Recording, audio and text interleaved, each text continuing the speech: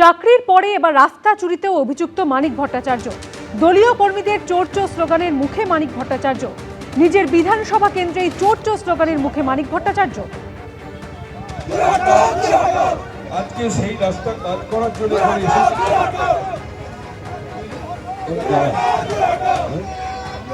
তৃণমূল কর্মীদের একাংশের স্লোগানের মুখে ভেস্তে গেল পথসভা।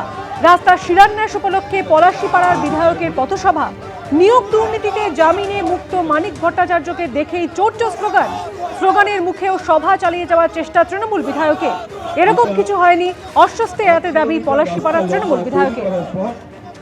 আজকে আমরা এখানে উপস্থিত হয়েছি যে কিভাবে এই রাস্তাটা এবং এই সড়কটার মাধ্যমে আমরা এই অঞ্চলে রাস্তা ছিল, সেই রাস্তাটা মানিক ভট্টাচার্যের নেতৃত্বে সেই রাস্তাটা কাটা হয়েছে এবং বিলকুমারী হাই স্কুলের একটা কমিটি আমরা সমগ্র অঞ্চল ভিত্তিক দিয়েছিলাম।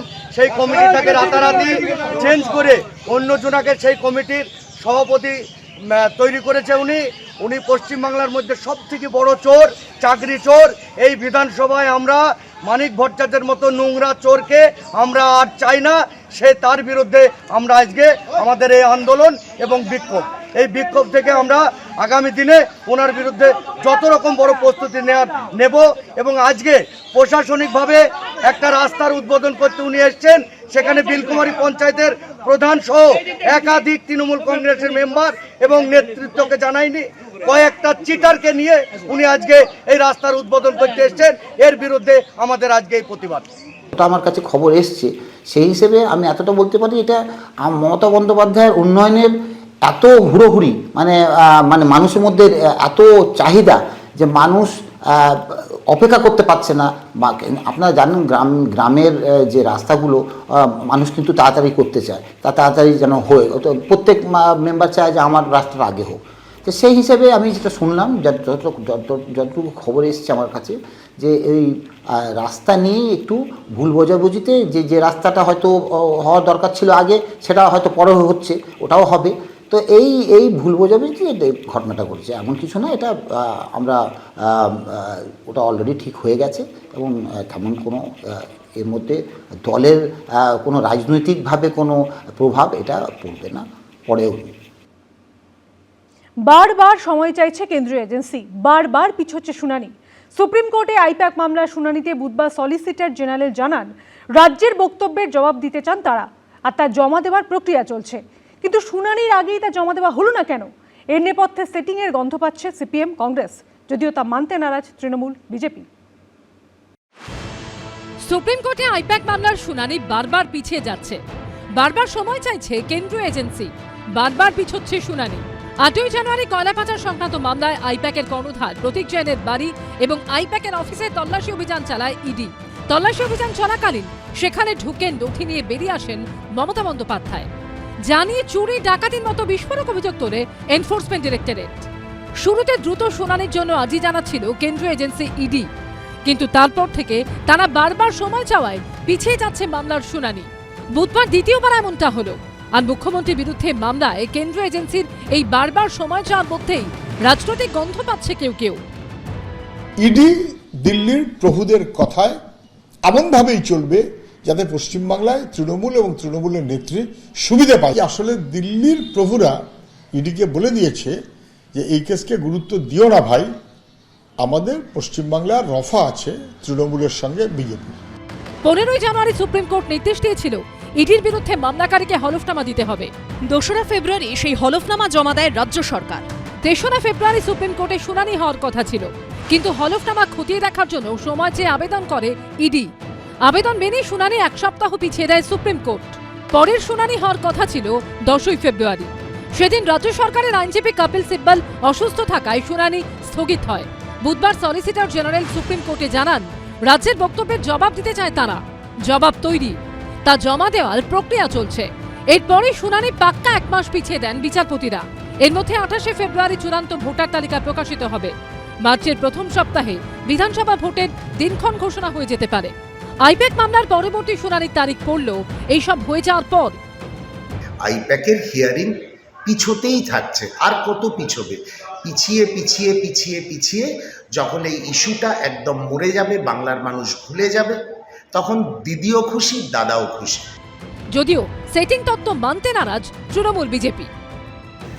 দেখুন, আজকে বলেছে আমাদের উত্তর রেডি নেই, কিন্তু আগের দিন তো কপিল সিবালের শরীর খারাপের জন্য ডেটটা পেছিল, সেদিনও তো তাহলে সেটা বলতে হতো। তাহলে এর মাঝখানে এতদিন মানে তোমরা কোনোভাবেই প্রস্তুত নয়। 18 তারিখ মার্চ মাসের ডেট আছে, প্রস্তুত হতে পারবে তো? উত্তর দিতে গেলে ওদের বলতে হবে, স্যার আমরা বাধ্য হয়েছি রেড করতে, কারণ অমিত শাহ আমাদের নির্দেশ দিয়েছেন যাও যা কিছু পারো চুরি করে নিয়ে এসো। বাঘ যখন শিকার ধরে সোজাসুজি লাভ দেয় না, 3 পা পেছোয়, তারপরে শিকারের ওপর ঝাঁপিয়ে পড়ে। অতএব এই পেছানোটা দেখে যদি কেউ কেউ আনন্দ পায়, কেউ কেউ বিস্ময় প্রকাশ করে, আমি তাদের বলবো যে আপনারা ভুল চিন্তা করছেন। পেছানোতে অত আনন্দ তৃণমূল যদি পেয়ে থাকে, এই আনন্দ ক্ষণিকের আনন্দ। সুপ্রিম কোর্টে আইপ্যাক মামলার পরবর্তী শুনানি হবে সেই 18ই মার্চ। সৌভিক মজুমদার, অর্ণব মুখোপাধ্যায় ও সুকান্ত মুখোপাধ্যায় রিপোর্ট, এবিপি আনন্দ। আইপ্যাক তল্লাশি কাণ্ডে মুখ্যমন্ত্রীর বিরুদ্ধে চুরি ডাকাতির মতো চাঞ্চল্যকর সব অভিযোগ তুলেছিল এনফোর্সমেন্ট ডিরেক্টরেট, কিন্তু বুধবার সেই ইডি সুপ্রিম কোর্টে ফের সময় চাওয়ায় এই মামলার শুনানি আবার পিছল। ইডির এই অবস্থান বদল নিয়ে কটাক্ষের সুযোগ হাতছাড়া করেননি মুখ্যমন্ত্রীর আইনজীবী কল্যাণ বন্দ্যোপাধ্যায়, যদিও এই নিয়ে পাল্টা যুক্তি খাড়া করেছেন শুভেন্দু অধিকারী। এত সিরিয়াস তো মামলা তো করছেই না, করতেই চাইছেন। কলকাতা হাইকোর্ট থেকে সুপ্রিম কোর্টে মামলা, খোদ মুখ্যমন্ত্রীর বিরুদ্ধে চুরি ডাকাতির মতো অভিযোগ ইডির। সুপ্রিম কোর্টে দ্রুত শুনানির আর্জি, সিবিআই তদন্তের আর্জি, মুখ্যমন্ত্রীর চাঞ্চল্যকর দাবি। देखो मैंने सब लेके आया, सो माय हार्ड डिस्क, सी phone, hard disk, all they are collecting and IPAC কাণ্ড সংক্রান্ত আইনি লড়াইয়ের শুরুতে অত্যন্ত সক্রিয় ভূমিকায় দেখা গেছিল কেন্দ্রীয় এজেন্সি ইডিকে, কিন্তু সেই ইডি সময় চাওয়ার ফলে পরপর দুদিন এই মামলার শুনানি পিছল। প্রথমে 3রা ফেব্রুয়ারি, তারপর 18ই ফেব্রুয়ারি, যা দেখে অনেকেই প্রশ্ন তুলছেন, আইপ্যাক মামলায় কেন্দ্রীয় এজেন্সি কি ঢিলেমি দেখাচ্ছে? শুরুর দিকে তাদের সেই সক্রিয়তা, সেই তৎপরতা কোথায় গেল? ইডির এই অবস্থান প্রশ্ন তোলার সুযোগ করে দিচ্ছে মুখ্যমন্ত্রীর আইনজীবীদের হাতে।